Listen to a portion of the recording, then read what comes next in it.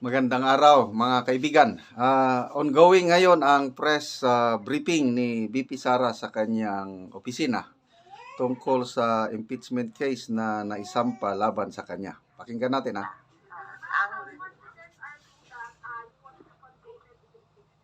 Question and answer. Wala pa tayo, masyadong pang malayo yan, ma'am. Wala pa tayo, hindi pa natin inaano yan. Final question. Na-assess ngayon. Final question. Nagtanong ka na ba? Kanina? O sige, ikaw. Final question, Lance.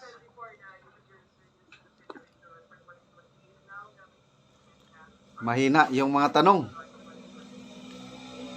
Okay. So wala pa tayo dyan. Wala pa tayo dyan. But, nasabi ko naman diba, paulit-ulit kung we are seriously considering that. But it's difficult to decide without numbers. So, kailangan malaman yung surveys and numbers. Sa next year pa yun. Oo. Sir, nagtanong ka na? Sir, You don't use, Ron.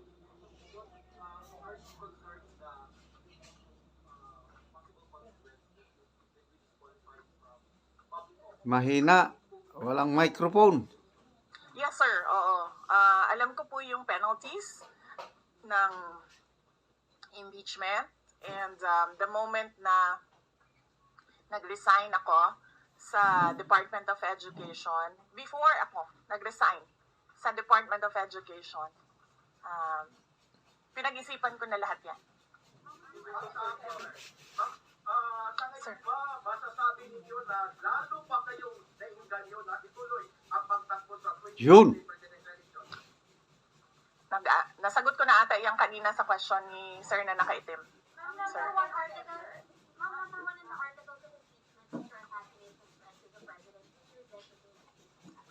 I did not make an assassination threat to the President. Sila lang nagsasabi niyan. Sila lang nagsasabi may assassination. Sila nagsasabi may assassin, may gunman. Next, PGDB. Not say that. Sola.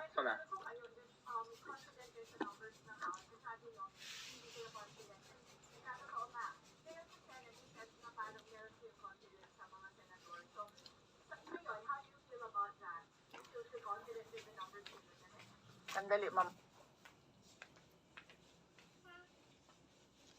Sorry mahina yung hindi marinig yung question ng mga reporters.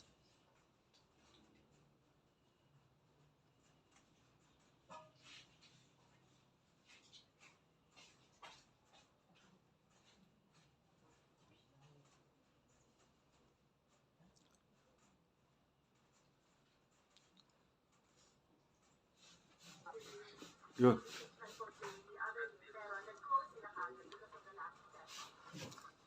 Well, that is their prerogative as a body, no? So, we have to respect the Senate kung ano yung desisyon nila. Dahil sila yung mga nandoon sa loob. We haven't talked. I have not talked to my friends in the Senate. Wala. Last question, please. Bakit? Sabi daw po niya yung possible impeachment daw po.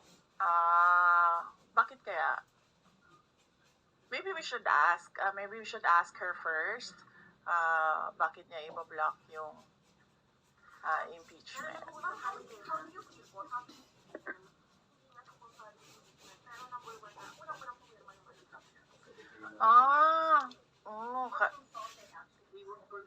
Kasi sabi, ito lang daw basahin ko. Ang daming nagbabantay sa gilid. Wala pa. But nagpadala ako ng message through sa kanyang assistant and sinabi ko na ano pa sinabi ko? Hindi ko maalala. I think I said everything will be all right. Yun nata ang sinabi ko. His reply was a song. MacArthur's Park. So, nagpadala siya ng video na kumakanta siya. ko nabasa, ma'am, yung complaint. But I understand lahat ng mga complaints na na-file sa House of Representatives, nabasa na ng mga lawyers.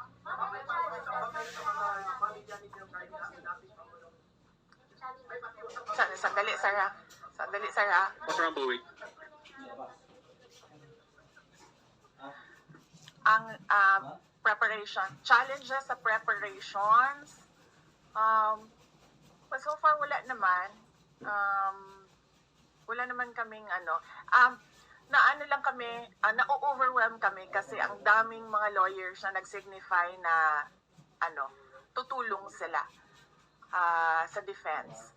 So, ngayon ay pinag-uusapan on how to go about it na makuha lahat ng kanilang commitment of support at makatulong din sila sa pag-iisip kung ano yung gagawin sa defense. Arlene Delgado, ABS-CBN. Arlene, ABS. Nagtanong ka na, ma'am? Wala pa, ma'am. Sige, ma'am.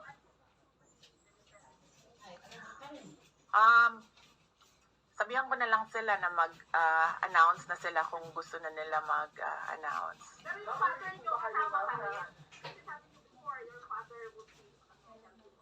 Well, he is welcome. He is a lawyer. So he is welcome to give his advice, input in the defense.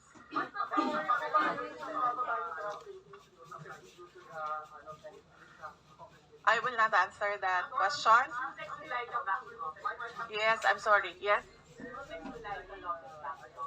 Yes.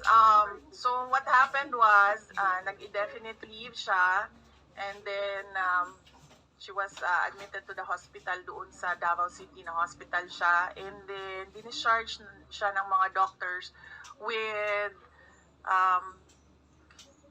ulitin ko. Si Yusek Zulaika Lopez, nag-indefinite leave siya after nung sa veterans hospital admission niya. Umuwi siyang Davao, and then na-hospitalize siya doon. And then sabi ng doctors niya, we will discharge you but you have to come back ngayon February, for further tests. And then bumalik siya for 1 day dito. Nung January, bumalik siya for 1 day dito sa Office of the Vice President, and she said na mag-leave siya for 2 months. And then I said yes, take the time that you need for your health. And then after a week, bumalik siya. Nung January, after a week, bumalik siya dito, and then she said, hindi ako mag-leave. So sabi ko, okay, welcome back. Okay, nakabalik na sa Atty. Lopez. Meron bang pakikipag-usap kay sa NC? Sila po yung nag-rally again para wag tuloy. Hindi pa po kami nagkausap ng INC, sir, pero nagpapasalamat po ako sa INC at sa buong sambayanan sa kanilang pananawagan ng kapayapaan. Ma'am, kamusta po ang staff ng movement? Nagtanong ka na, sir? Wala pa, sir? Hindi ko masabi yan ngayon, sir. Wala pa kami dyan. Miss Is. Nagtanong ka na, mamaya pa. Miss Is.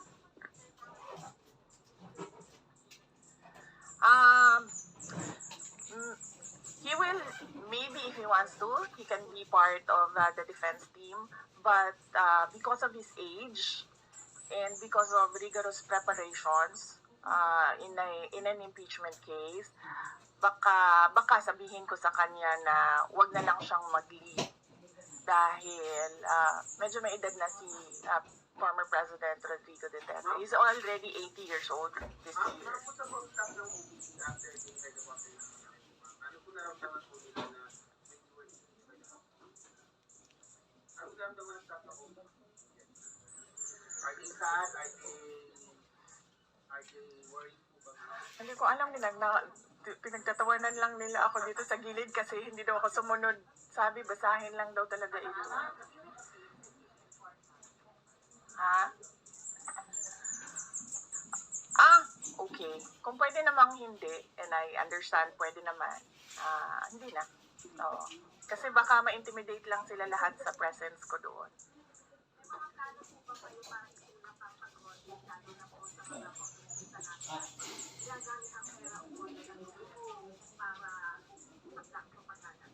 hindi ko na muna sagutin yung tanong na yan ngayon, ma'am. Doon muna tayo sa God Save the Philippines. Mika, Reuters.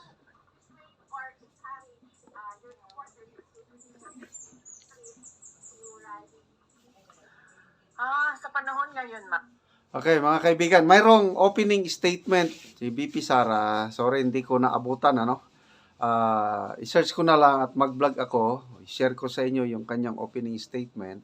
But the way, tingnan nyo habang sumasagot siya sa mga tanong ng media, napakakalmado lang niya. And I believe na hindi siya nababahala. Makikita mo yung kanyang strength of character, strength sa kanyang leadership. Kaya nakakatuwa yung leader na ganito.